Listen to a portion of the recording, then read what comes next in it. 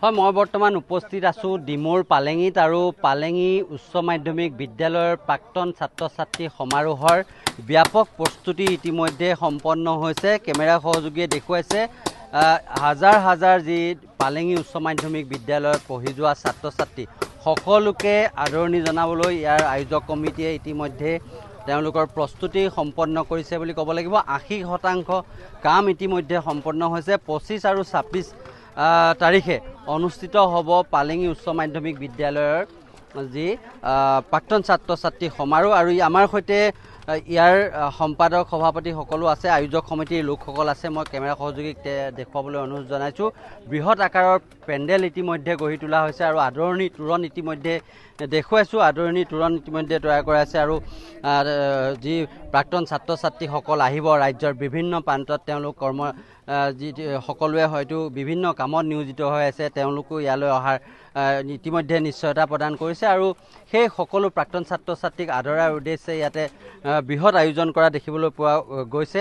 আয়োজক সমিতিয়ে ইতিমধ্যে বিভিন্ন খাদ্য সামগ্ৰীও যোগাৰ কৰিছে আৰু উদযাপন সমিতিৰ যিজন সম্পাদক মই তেখেতৰ সৈতে অকণমান কথা পাতিবলৈ চেষ্টা কৰিম।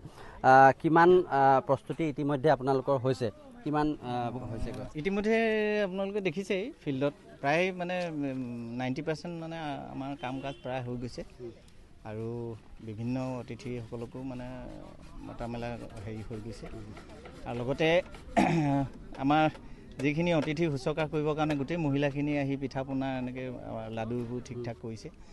গতিকে পূৰ্ণদমে গোটেই সকলোৱে কাম কাজখিনি আগবঢ়াই লৈ গৈছে।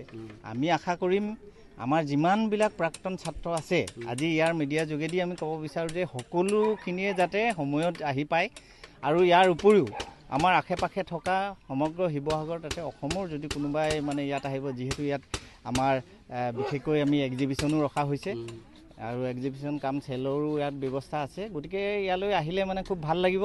কিমান মানুহ গোট খোৱাৰ সম্ভাৱনা আছে? আমাৰ প্ৰথম দিনাখন আমি এক্সপেক্ট কৰিছোঁ একদম কম হিচাপে 10,000 মানুহ গোট খাব। তাৰ ছেকেণ্ড দিনাও ঠিক তেনেকৈ আৰু বেছি অলপ হ'ব যেন লাগিছে, কাৰণ সেইদিনাখন আমাৰ যিহেতু শোভাযাত্ৰাও আছে আৰু মুকলি মিটিং আছে। আৰু পক্ষী অভয়াৰণ্যখন যিটো ওচৰতে আছে, কোনোবা পৰ্যটক আহে যদিও মানে পক্ষী অভয়াৰণ্যখনো মানে ইয়াত পাক মাৰি যাব পাৰিব। নিশ্চিতভাৱে ক'ব লাগিব যে পানীদিহিং পক্ষী অভয়াৰণ্যৰ নিচেই কাষতে থকা এই পালেঙি উচ্চ মাধ্যমিক বিদ্যালয়ৰ প্ৰাক্তন ছাত্ৰ ছাত্ৰী সমাৰোহে এতিয়া সুন্দৰ পৰিৱেশ গঢ়ি তুলিছে। আৰু ক'ব লাগিব যে যি মূল বক্তৃতা অনুষ্ঠান আছে, সেই বক্তৃতা অনুষ্ঠানৰ মুখ্য অতিথি হিচাপে থাকিব ND-20 মুখ্য সম্পাদক ৰাজদীপ বাইলুং বৰুৱা। আৰু মই মহিলাসকল আছে তেওঁলোকক দেখুৱাবলৈ অনুৰোধ জনাইছোঁ। ইতিমধ্যে তেওঁলোকে পকা মিঠৈ হাজাৰ হাজাৰ পকা মিঠৈ বনাইছে। আৰু কি থাকিব খাদ্যত? খাদ্যত আমাৰ যিখিনি ভাত চাত আদি কৰি, জলপানে আদি কৰি, মাছ মাংস আদি কৰি চব থাকিব। কাৰণ কিছুমানে নিৰামিষ খাব, কিছুমানে আমিষ খাব, চবেই খাব পাৰিব। খালি ৰাইজ আহক, আপোনালোকে সহযোগ কৰক আৰু দুদিনীয়া কাৰ্যসূচীটো সমাপন কৰিবলৈ আপোনালোকক বিনয়েৰে অনুৰোধ কৰিলোঁ। হয়, আৰু এনেধৰণে এতিয়া পালেঙি উচ্চ মাধ্যমিক বিদ্যালয়ৰ প্ৰাক্তন ছাত্ৰ ছাত্ৰী যি প্ৰাক্তন ছাত্ৰ ছাত্ৰীৰ সমাৰোহ আছে, তালৈ ব্যাপক প্ৰস্তুতি ইতিমধ্যে সম্পন্ন হোৱা দেখিবলৈ পোৱা গৈছে।